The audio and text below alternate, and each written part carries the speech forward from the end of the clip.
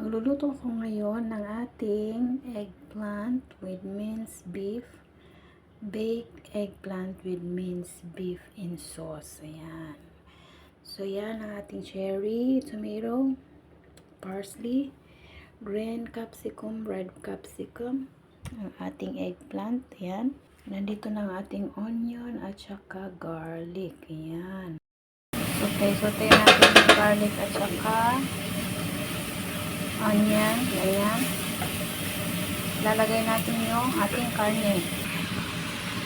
Ayan, nilagay ko yung ating karne, guys. So, nilagay natin siya kasama ng onion. Ayan. So, lalagay natin yung ating green at saka red capsicum. Ayan. So, halu-haluin natin lang. Halu-haluin pa rin. Ayan. Para sabay-sabay na sila maluto ng karne at saka ng onion at garlic. Ayan. Lalagay ako ng 1 tablespoon na tomato paste. Ayan.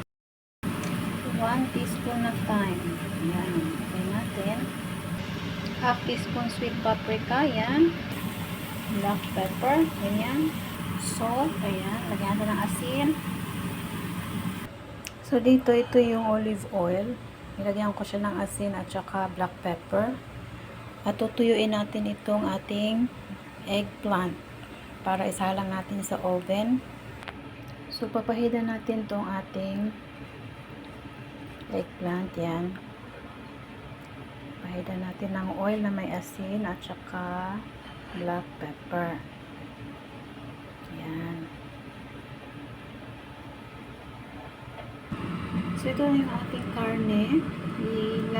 Ihayaan mo natin siya bumamig while ginagawa natin yung eggplant sa oven.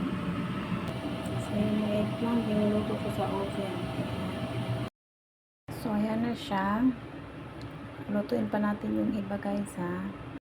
Ito po siya paggawa, mga kasisilabs, mga kalodi. Ganyan. So, papatungan natin siya ng isa sa taas. Ganyan. Okay? Ayusin natin. Ayan, pinatungan ko na siya. Nalagyan naman ulit natin siya ng meat sa taas. So, nilagyan ko na yung second layer niya, guys. Nalagyan natin siya ng cheese. So, ganyan. So, tatapalan na naman natin siya sa taas. Ganyan.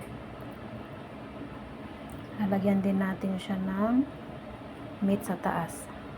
So, ganyan yung way niya, guys. Yan.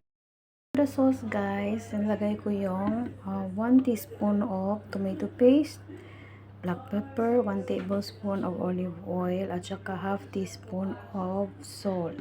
So, lalagyan natin siya ng 200 ml of hot water. Ayan.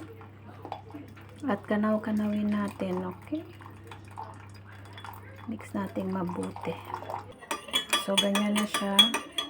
Ayan. Lalagyan natin siya sa ating